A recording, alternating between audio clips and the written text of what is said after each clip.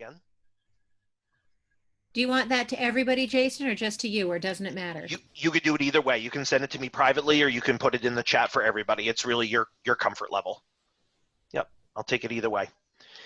Well, welcome back, everybody, to another afternoon here of thinking about planning for an unknown future, which maybe after a week of experience in thinking about it and in contact with your school leaders and colleagues and whatnot, maybe you have a better idea about what's going on in the fall. Maybe you're still in the dark. It could be anywhere on the spectrum.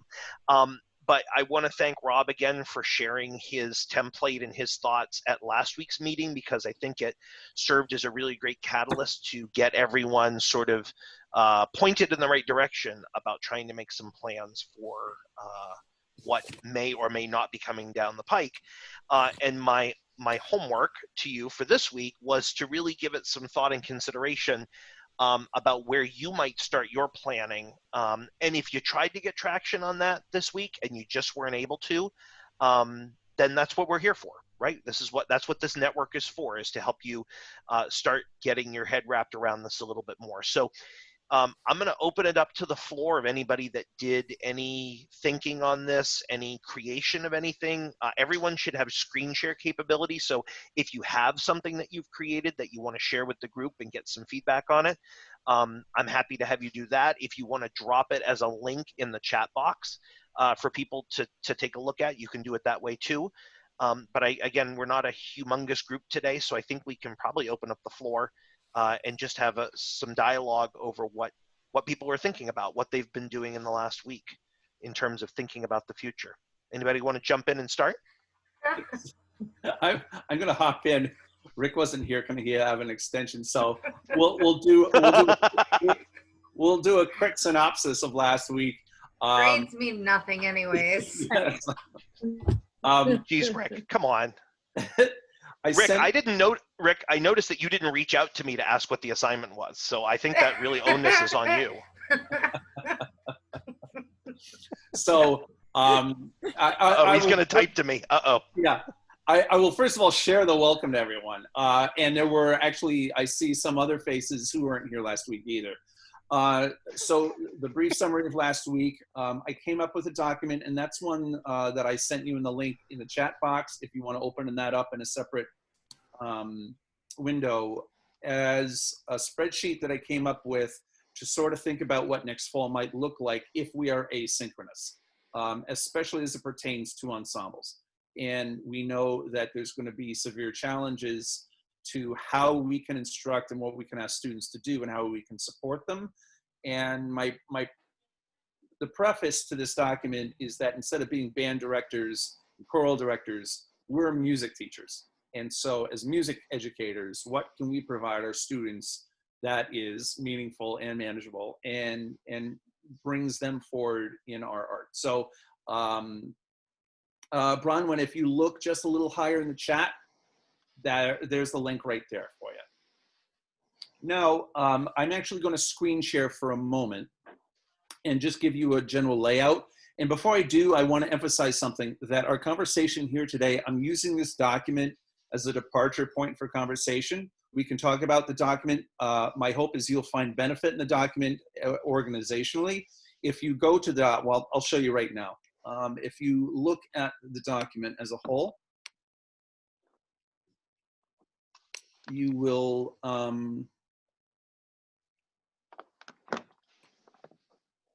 see as a Google Doc, if you go into File, Make a Copy. If you do that for yourself, you've made your own copy. You've delivered it to your own, your own Google Doc into Google Drive, and you can play with it and alter it and mess around with it all you want.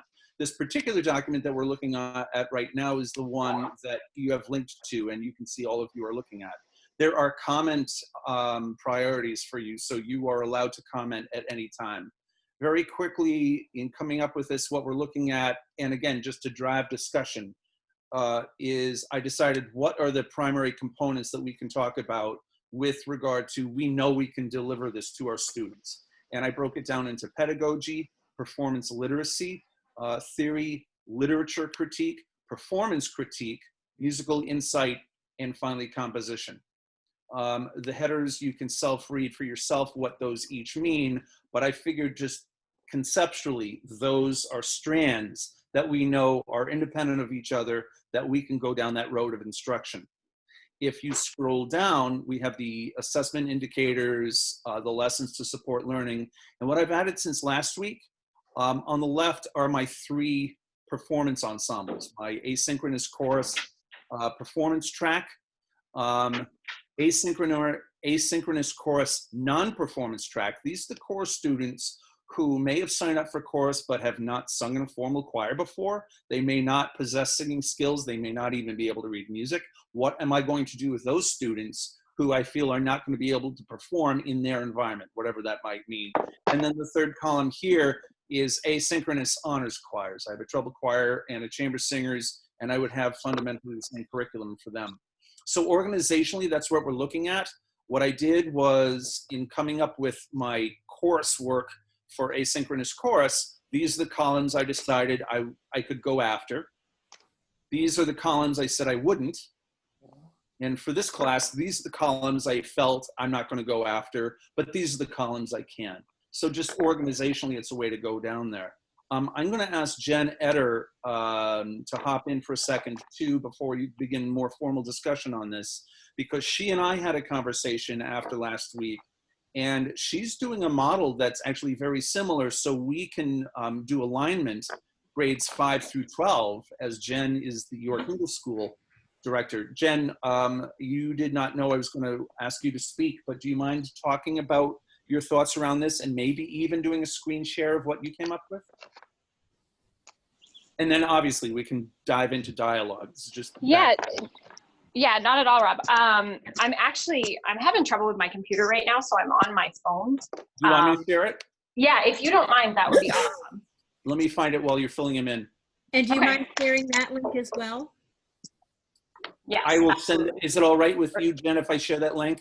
Yep, absolutely. And I'll check the preferences to make sure everybody has Okay. access to it. Yeah, basically after the meeting last week, I got to thinking about what this could all look like specifically at my school and at the middle school level, particularly around the idea of focusing on younger chorus students that don't have the level of experience that they feel comfortable performing by themselves, basically. It was mentioned last week at the meeting that a lot of students are struggling to sing on their own and to submit recordings because that wasn't what they thought they were getting into when they signed up for chorus. So how to engage those kids without backing them into a corner and saying, okay, sing for your screen right now. My band director colleague and I also talked about this a little bit, and we talked about the idea of ukuleles becoming a performance track. So one of the columns, or one of the strands that I came up with, was a ukulele performance track, a vocal performance track that would be pretty close to like a choral performance track, pretty close to what the choral curriculum looks like right now, and then a version of that would be based on performance evaluation, so that kids wouldn't be singing, but we'd be more or less asking them to reflect on the same identifiers and the same indicators that they would be performing if they were in real live chorus. And then another column for rhythm and percussion, maybe bucket drumming, maybe percussion using like pots and pans or whatever they have at home, assuming that they are still at home, and what that could look like at the middle school level. I'm going to interrupt for you for a second, Jen. This link has just been shared in the conversation box as well, folks. So feel free to open it up and look in a separate screen if Jen's talking as well. But if you didn't open it, here it is. I'm sorry, Jen. Yep. No, that's fine. I mean, that's basically it in a nutshell. I used Rob's document as kind of a springboard, and making sure that we're aligned 5-12. It was a lot of copying and pasting into a document that makes sense for our school. and also, you know, adding in things that we use on a regular basis, to, especially in the lessons to support learning row, just as far as different means that kids can access to enhance the learning, essentially. Jen, can I ask you a question real quick? Sure. So for your ukulele class, or your ukulele performance concept, are you building that idea, like, do the kids already have the instrument at home? Are you hoping, so they would basically sign up knowing that they'd have to get a ukulele for themselves? That's going to be logistically the trickiest piece of this puzzle. But I've kind of spent the last couple days searching out possible ways to find some funds. I have 40 ukuleles in my classroom already, but I'm anticipating that I would need more. So trying to secure funds from different areas to make that happen. But ideally, we'd like to get it so that we can physically give kids ukuleles that want to choose this track. And we're very fortunate in our district I think we're going to be able to pull that off. But the expectation is not going to be that kids provide their own instrument. Okay, cool. Thank you very much. Yeah.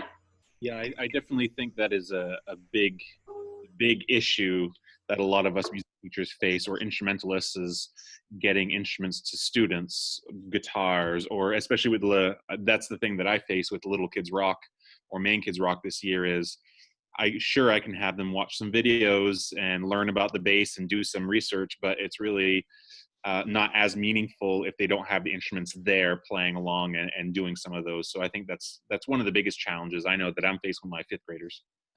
And I will tell you all that I feel that it is well worth the discussion with your school leadership around how your district is going to spend its CARES Act money, because every district is getting CARES Act money, and that money is being determined, that dollar amount for each district is being determined by using the Title I formula.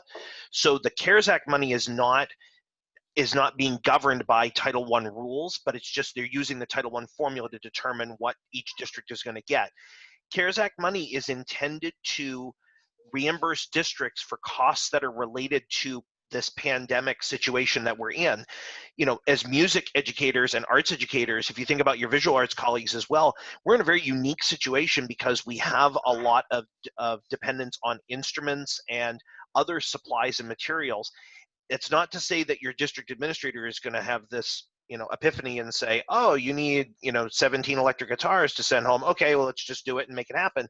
But I think it's definitely well worth the discussion of knowing that purchases made after March 13th that are COVID-19 related are intended to be reimbursed to districts through that CARES Act money that they get. Your district may have already submitted their application. The application's opened in the middle of May. I think May 18th was the opening date for applications to the state for reimbursement through that CARES Act money. But again, I think it's worth the discussion with them and say, as a music educator, I realize that I am in a situation where a large ensemble is not going to be an option, a practical option when we come back in the fall. Here's what I feel that I need to have in order for students to have in order to be able to keep them engaged and keep the learning going.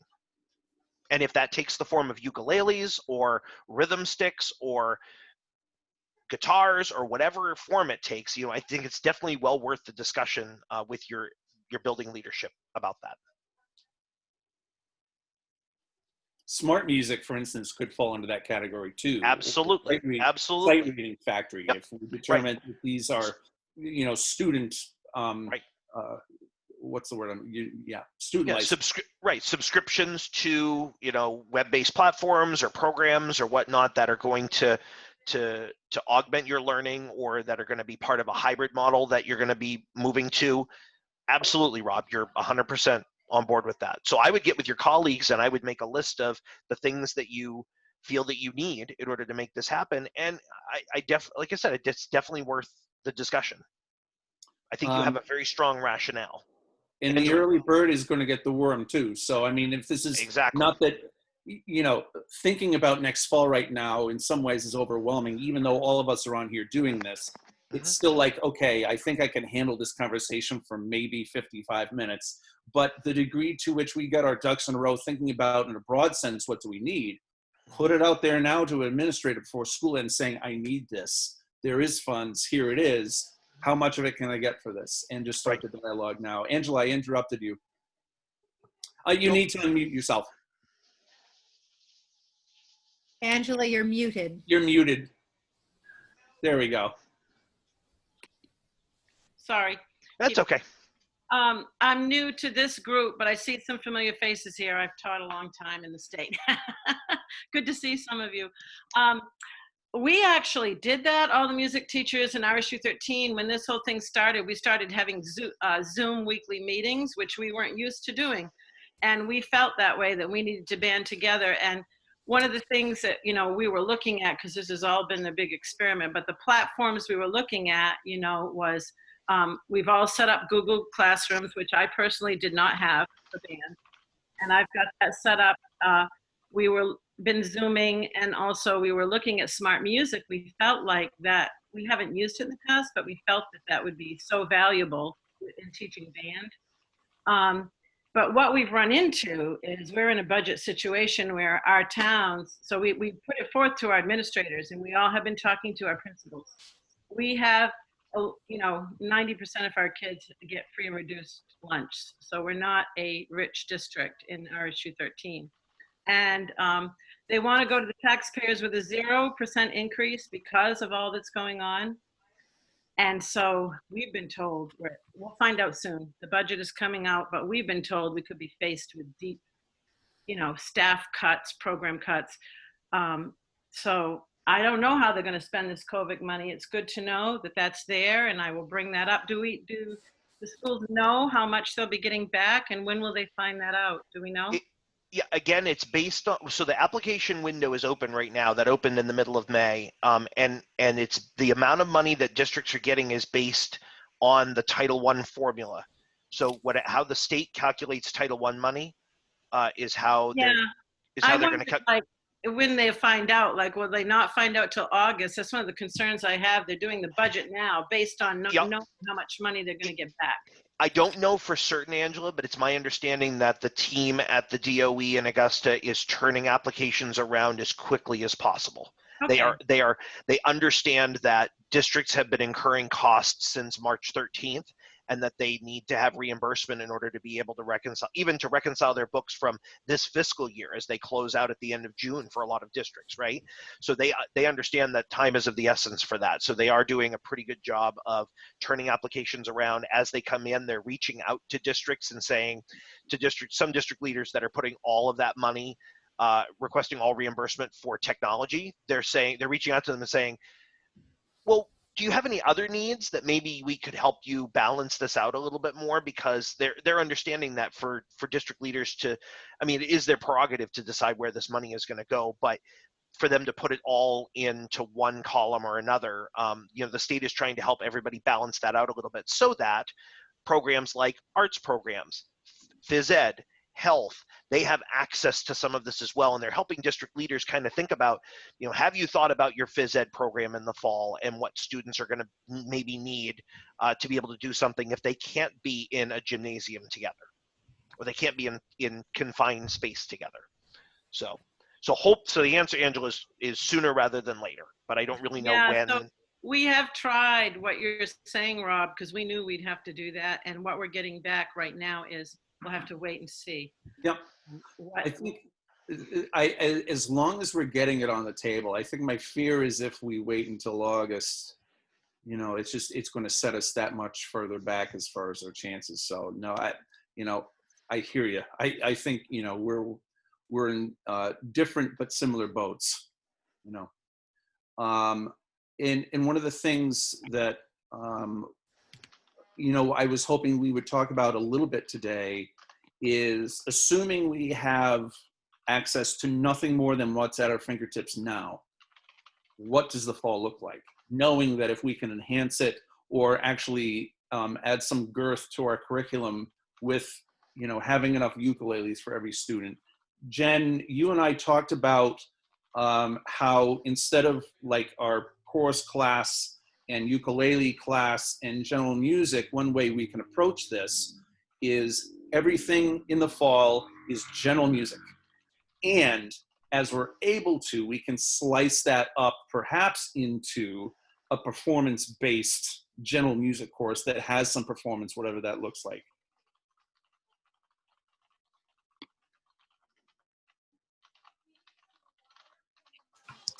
I think that as soon as you start playing with the idea of some chorus kids will sing and some chorus kids won't sing, it automatically becomes a general music class in a way.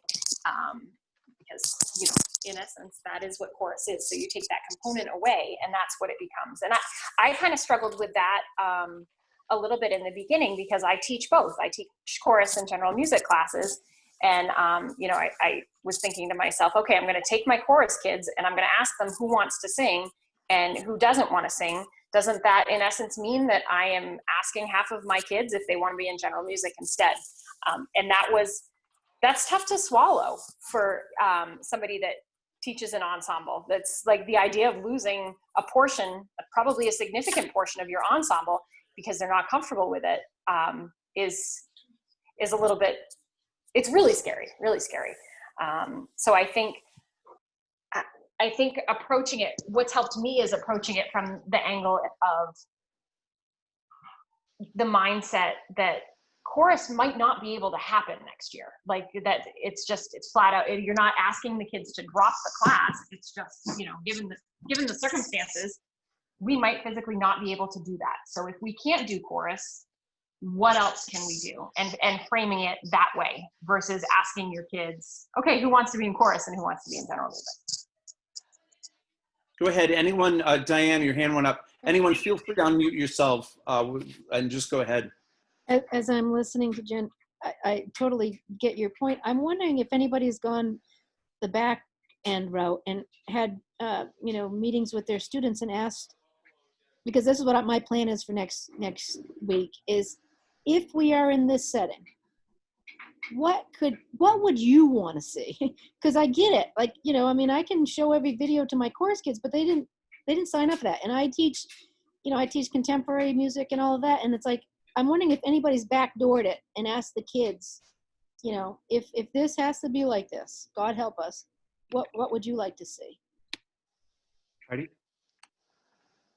I did put this out to my students, and strangely enough, even those that had a hard time making a recording or refused to make a recording said that they would try Zoom sectionals with me, that they just wanted to see my face while they were doing it. Because being with me helped them get over those hurdles, and they didn't feel alone, which was pretty powerful. And the other thing, you know, they suggested was that they enjoyed doing, listening to a couple of choirs do the same piece and comparing them. And they were able to, many of them even improved in their ability to talk about things like tone in their descriptions of them. So those were big suggestions from them. They enjoyed using the practice room, which they had not done before. Some of them had done smart music before, but they thought that practice room was very clear for beginners, you know, beginning chorus members especially. And they enjoyed it, were able to do it fairly quickly, so it wasn't as daunting to them. So those were the two big things that they suggested. So I could see you taking that and running, I'm just as an example, getting feedback from your students and hearing from them what they gained value in doing and what they grew in, and you saying, this is what I know I can facilitate and instruct. That's where you could go into your document and say, okay, this curriculum for this course is going to include those elements, and then you can, include that as one of the units of study that's either during a specified time or ongoing. And that's an example of what we're talking about, trying to design something productive for the fall. I gotta go. Yep. It's supposed to be there at 3:30, so yep, I gotta go. Ed, Angela. Does anyone teach band here beside myself? Okay, so I attempted Zoom with band. I don't know if you guys did, but and what I clearly found out is when you all go to play together, the timing's all off, and you can only hear the loudest instrument. I would hear the drums or the tenor sax. So this is how I did it. I don't know what you guys did, but I muted them all, and then I would conduct and sing a part or play an instrument. And then every now and then I would stop and say, "Are you with me?" They were playing as they're muted. Of course, I can't hear them, so it's horrible. As a music teacher, you can't hear them. But they did say that they were with me, and that does work. That works. When you say practice rooms, do you mean chat rooms? On Zoom, Heidi, having them go into a chat room? No, there's a program that Aaron Lowell puts out. It's a website called The Practice Room. Oh, okay, because I know you can put them into chat rooms in Zoom, and I hadn't tried that yet. But one thing I found with middle schoolers, they were very self-conscious. Like, if I asked them to play, okay, can you show the group? They don't want to do that. They don't want to play in front of everyone. They're okay when they're muted, but I think they would be okay in small groups. Do you know what I mean? In a chat room for a while, and then you bring them back. So that was sort of my plan next fall, is to, if we were all virtual, have my Google Classroom, hopefully Smart Music, have Zoom, that we do a big check-in with everyone at least once a week, and then throughout the week do smaller groups where they feel comfortable. And a lot of them didn't want to show their faces. I don't know why. Maybe they were afraid kids would record, or maybe their parents told them they didn't want their face on there. So I just told them, look, I just need to see your hands. So, put it down like this, show me your instrument, so that I can see what you're doing. And that seemed to help. With middle schoolers, they were very self-conscious about that. But are there other platforms that you might have talked about last week or this week that some of you have in mind other than Zoom, Google Classroom, or Smart Music? Is that pretty much what we're all thinking would work for a platform? Yeah, because I don't know if there's much out there yet. I'm certain that there are entrepreneurs that are working on this right now, and if anybody has any leads on anything that they've heard about, it'd be exciting to start trying some of these out. But I think, beforehand, it's funny, like I've been on a couple calls today, and we talked about how we've been dipping our toe in the pool of technology for the last 20 years, and now all of a sudden we were thrown in the deep end, and we had to figure out how to make this work. And it's interesting that in 20 years we've come quite a ways. We've come with Smart Music in the last 20 years. That's a remarkable platform to use. We have platforms like Aaron Lowell's platform, The Practice Room. We have Sight Reading Factory. We have musictheory.net. We have all of these. We have Noteflight. We have all these great platforms now. But nobody's really tackled the Ensemble platform. And I wonder if the logistics are just so the engineering is so mind-blowing that nobody dares to try to pull that sword from the stone. I'm not sure, but does anybody have any leads on? Go ahead, Rick. What are you thinking?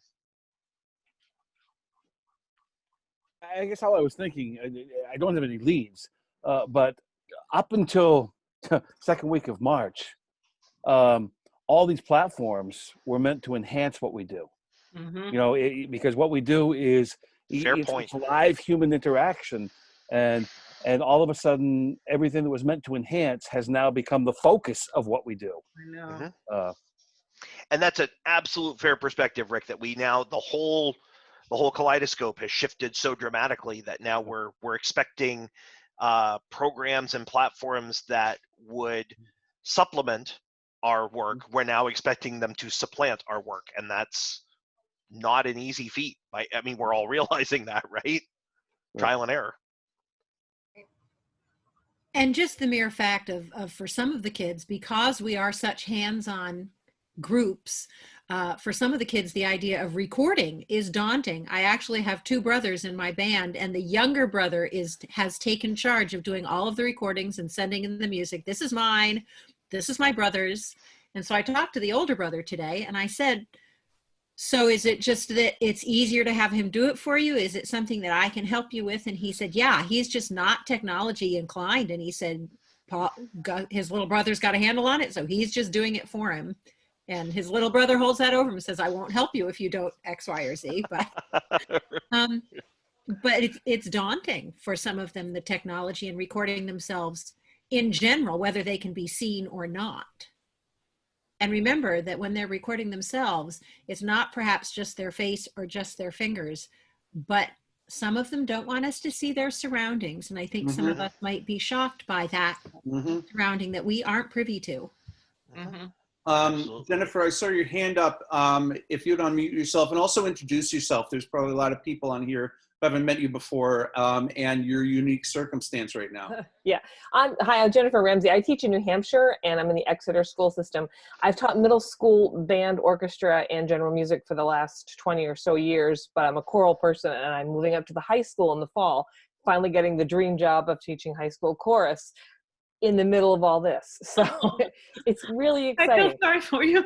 No, I don't feel sorry. It's just, it's going to be a challenge either way. It's just a different kind of challenge. But I just wanted to just pop in and say that, we're looking at these performance platforms that are like, they're kind of okay. And I had an experience Monday night. I sing in a local chorus that does hospice singing where I'm not the director. It's really nice to be the, in the group and not be in charge of anything. But they tried to do a Zoom rehearsal, and even as a very comfortable singer, I sing all the time. It's just my husband and I here in the house. He sings. Sitting in a sectional with those headphones on, I got absolutely nothing out of it. I mean, it wasn't a good experience. That I knew that she couldn't hear anything I was singing. I could have been singing Dixie while she was doing Amazing Grace, and it wouldn't have mattered. And I just wonder if we're focused so much on trying to make a performance platform work in a situation where it's just going to be a poor substitute, and we should look at and focus our energies elsewhere. Good thought. Yeah, I kind of wanted to speak to that, Jennifer, because I was thinking that back when the other Jennifer was talking, and I have started to come to that realization that I'd rather spend time with students calling it making music or whatever it ends up being than calling it chorus, because chorus is so unique to the experience that I don't want to tell them they're in a class experiencing something completely different than they're used to and have them disappointed. So at the end of the day, I'd rather say, like, this year it's not chorus, it's something else.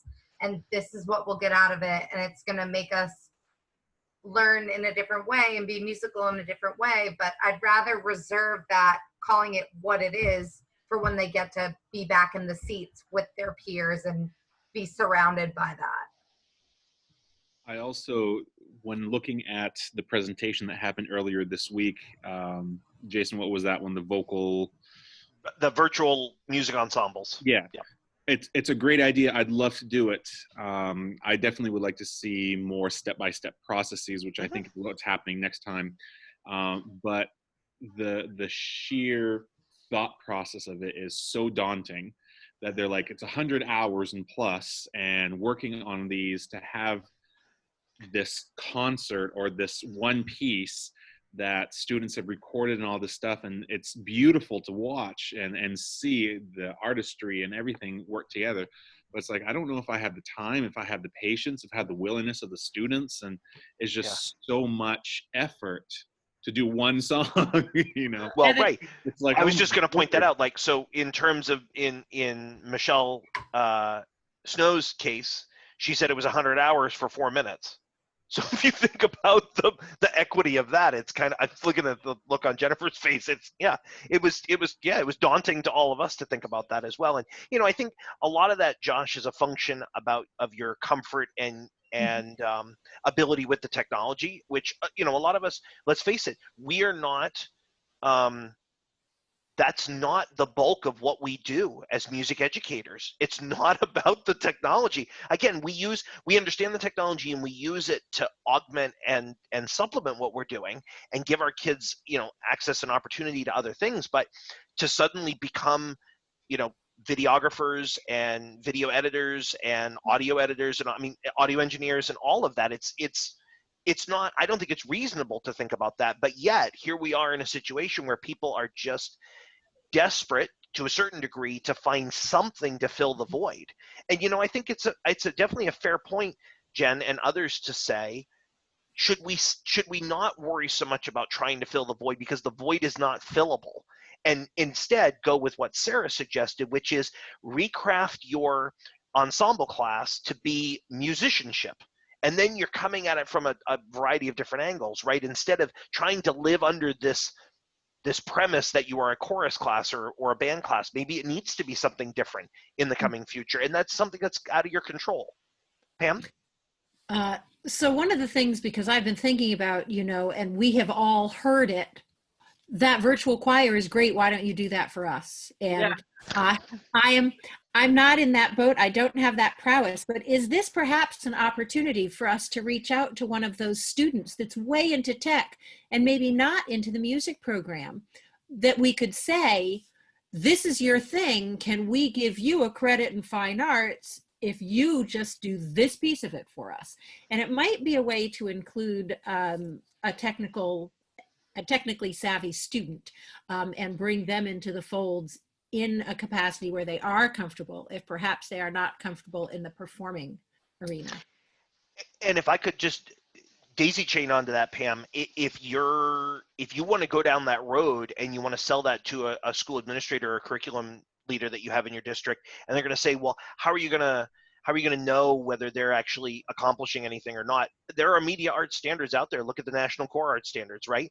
So you can just pull on those and say, I'm not a media arts teacher, but we have this framework, we have these standards that we can then use to measure that. And they're still learning, because again, it's, like Rob has alluded to many times and others in other calls, we teach kids, we just happen to do it through music.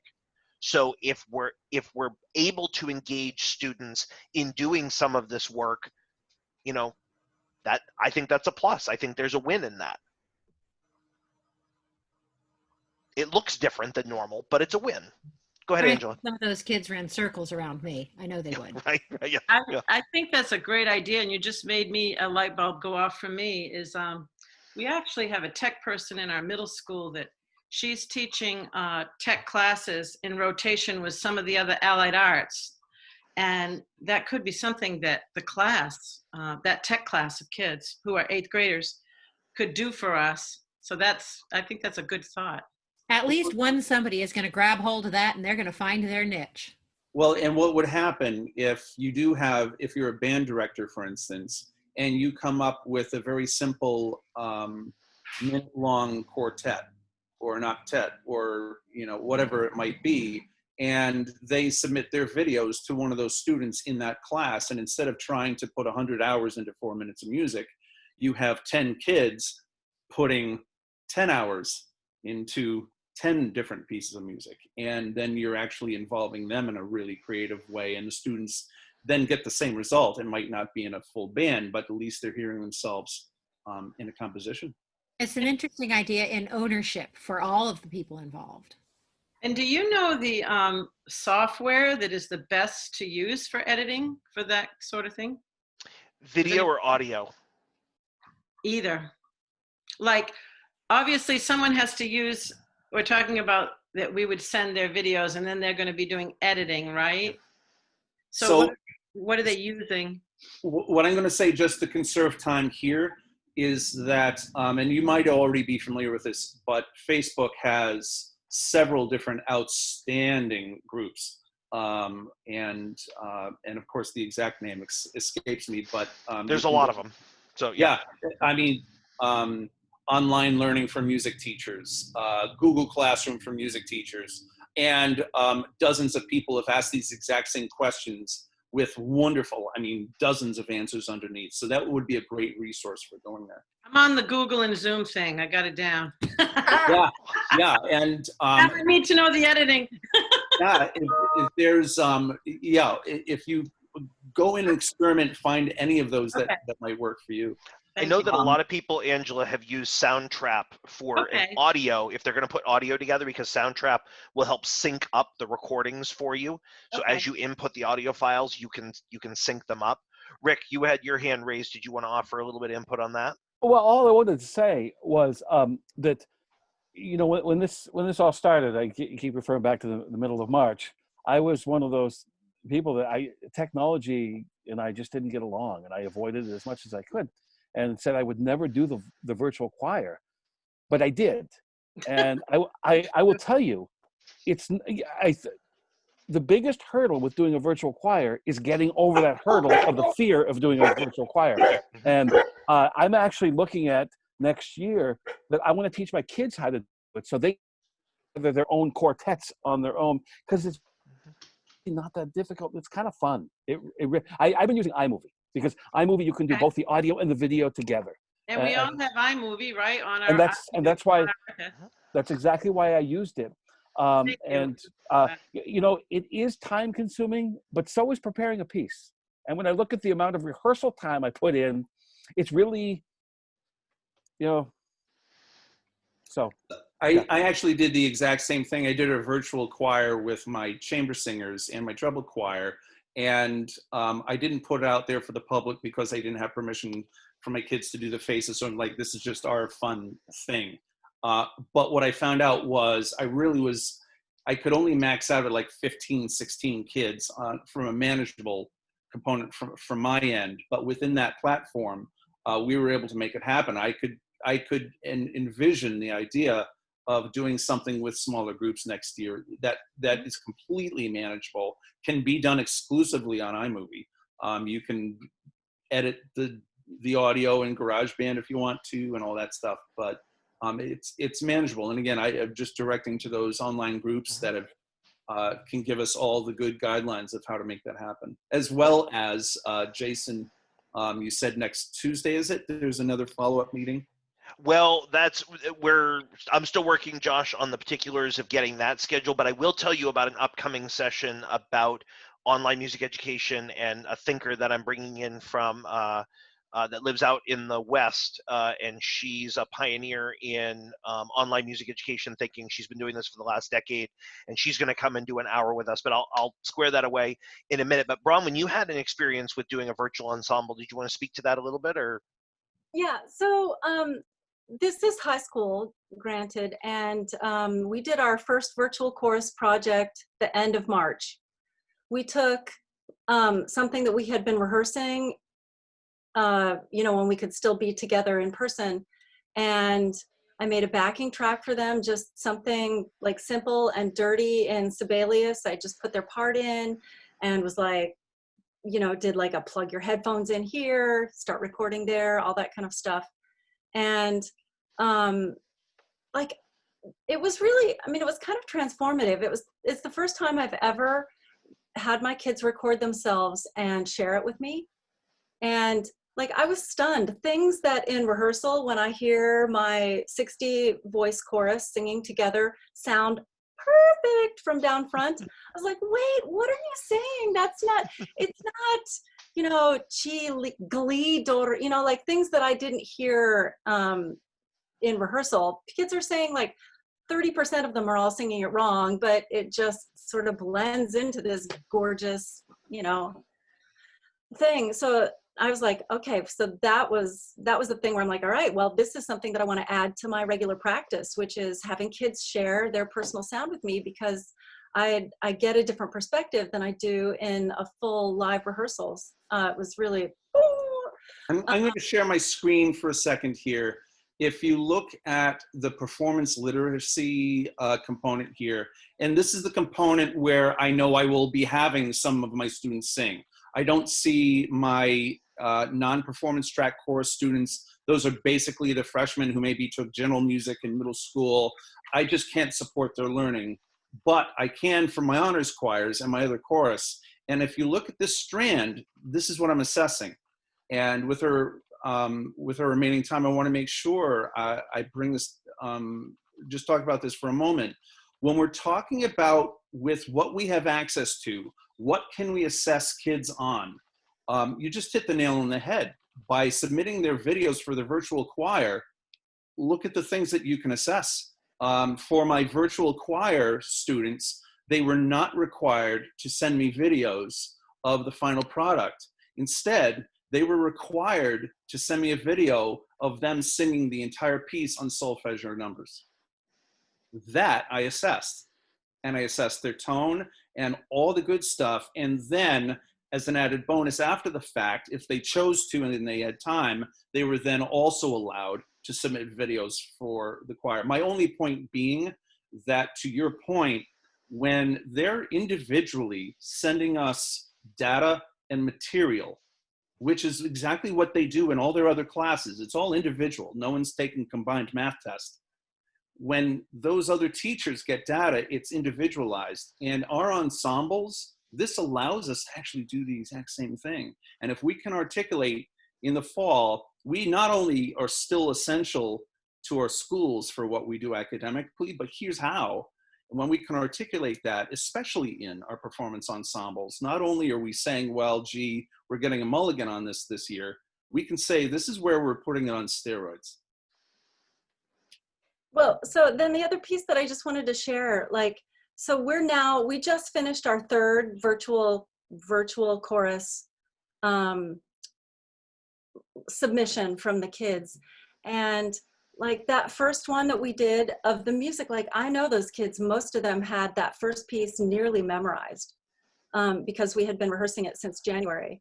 I had, like, out of my 60 kids, I had about 20 kids submit for that one. And then the next piece we did was another piece that we also knew pretty well. And like, I would say that over the last 2 months, we've kind of been working on a culture of being more comfortable sharing your sound. Like, Jason, I can't remember if it was a last session that we had with you, but there was one session where people were like, yeah, you know, you just make it fun. And you're like, good morning, Jennifer, how are you? And then like Jennifer turns her mic on and she sings back, I'm fine, thank you, you know, whatever. And then I'll be like, hi, Rick, how are you? And you'll answer back to me. And so my kids thought that was like, I'm thinking, oh my gosh, that's like so 6-year-old first grade kind of general music, right? But like I have high school kids, they don't remember that. And so they thought it was funny. And I'm like, oh yeah, Pamela, I'm gonna give you a really hard one. Good morning, Pamela, how are you today? And you're like, oh, good morning, you know, right? And I could just pick and choose like my kids that I could just be like, all right, good morning, Jason, how are you?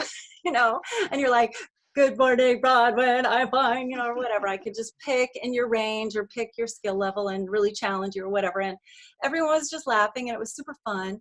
And so we've been kind of working on this culture of being willing to share your voice in a meeting like this. And that's how we did our our last one was new learning and one take wonder, where you don't record yourself 27 times and hate it for 27 times through it and then still not submit it because you still hate it. It was one take wonder. And it was just like, you know, we'd like, you know, it's gonna be okay. All right, Jennifer, your turn, you sing it. All right, Rob, you sing it, you know, whatever. And we'd just sing it. And if somebody struggled with it, it was just okay. And it was just light and cheerful. And then in class, I was like, all right, everybody, the backing tracks are online for you. Oh, and so the tech part, I can't even tell you guys. I have a tech person at my school. My school is a pretty well endowed school. And so we have a tech person at my school who has been teaching me how to use Final Cut Pro. And I completely jammed up my laptop. It no longer works. There's no storage on it. There's absolutely. And so I was like, what do I do? I can't handle this anymore. And my tech person was like, call the custodian. There's a desktop, just go get it, pick it up, take it home. And so, you know, now I feel like they've been really great about giving me the resources that I need to be able to do this. And like anytime, like I'm on my cell phone, like, you know, Jeff, this is happening, what do I do? And he's like just back at me like that with help. So like mentors, find mentors. There are people that are outside of your district that would be mentors. I've been working with like 4 other teachers on how they can do one, you know, and I'm sure that anybody in this room that's done one would be supportive and helpful on whatever platform you've got going. But so like it is definitely a culture thing, you know, from 1/3 of my chorus being responsive. Like this last time, I had 90% of my chorus. One take wonder. They just sent me whatever it was, and I'm like, you know. And my kids themselves spoke about it. The 20 kids that were in that first one, somebody finally was brave enough to say, you know, Bronwyn, I recorded it 5 times, but I just couldn't send it to you. And then I had one of those kids that recorded it that said, I want to speak to that. You know, I hate the way I sounded, but I just sent it in. And honestly, the product, what Bronwyn put together with the 20 of us singing, I don't hear any of the things that I hate about how I sound. I hear none of it, and I just hear how amazing it is. And the most compelling thing for me is that my kids they felt like they sang together, which is like the weirdest thing. They weren't singing together. Nobody did anything together except me. But you virtually brought that culture back to them. Right. And they were so proud of themselves. They felt like they did it together. And I guess the one last thing that I wanted to share with you is, like, I figured out how to do a backing track where it shows me like this. We did like this upbeat song, like, it's gonna be okay. And I figured out how to scroll the music across the top right here so that you're not looking at 3 different things, not like, you know, and then where's my camera? It's not like that. It's just all right there. Your camera's there, the music's there, and then there's me, like, and I was just like a total idiot. I'm like, come on, you guys, sing it out, you know, and they actually were kind of personable. It was really surprising. But it was a journey. It was a huge journey. And, you know, like my kids and I, today was our last session, and we talked about it. What's it going to be like when we have freshmen in the room? And they're scared of us. I mean, this was the end for us. You know, we've spent 10 months together, and what's it going to be like when we pick up next year? And it can't just be me teaching every one of you in this room that it's okay to share what's perfect and what's not perfect, because when you're singing in a chorus, a lot of it isn't, and it's okay. No one dies. It's not heart surgery. So anyway, there's my story, and I'm happy to, you know, I don't know, call me, whatever. Oh, I'll be calling you, Bronwyn. Don't you worry about that. You've led on to this whole group that you had tons of experience with this, so I'm coming for you. Because we only have a couple minutes left, and my wife is telling me to wrap it up. So I just want to make sure that you check in the chat box. We're going to have a unique opportunity to talk with this woman named Alyssa Jansen Jones. I don't know if you've ever heard of her before, but she's worked in the online music education world for about the last decade, and she has a really cool conference that I pushed some information out to you a couple days ago that's coming up next week. It's an online virtual conference, but she's agreed to come spend an hour with us on June 17th, which is a Wednesday at 3 p.m. And I put the link to register for that. And she's going to speak specifically to, you know, what does the future of music education look like, even in the short term, like these conversations that we've been having this year. She has some really great perspective and some suggestions and solutions that she wants to share with you. So we're going to do that again on June 17th. So hopefully you'll be able to join us for that. And then I just want to make sure too, if you were late hopping in, if you would make sure that your email address is in the chat box to me, so that I can make sure that I can get you a professional development contact hour certificate. You can send it to me privately, or you can just put it in the chat box for everybody, whatever you're comfortable with. But I want to make sure that I can follow up with you and get you a contact hour certificate for this. And our New Hampshire peeps can get that as well. Exactly. Yes. Yeah. And Bronwyn, did you see I put you in the chat? Will you send me a little tutorial on how you got your music to scroll across your screen?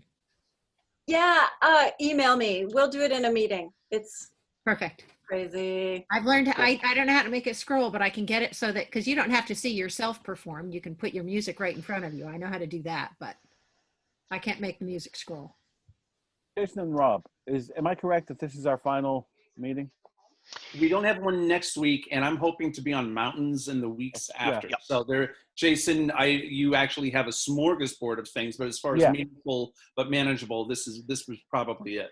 Well, Yeah. can I just say thank you guys for keeping this going, because I know you were going to stop it a few weeks ago. I've looked forward to this every week, and thank you. Our pleasure.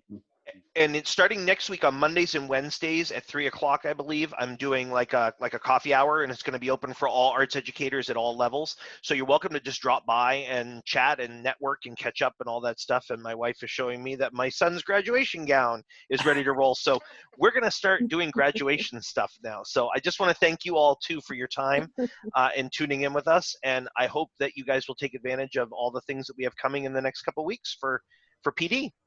Good luck, everyone. Awesome. Yes, thank you. Summer. Take care, everybody. Happy summer. Be sure to save the chat box.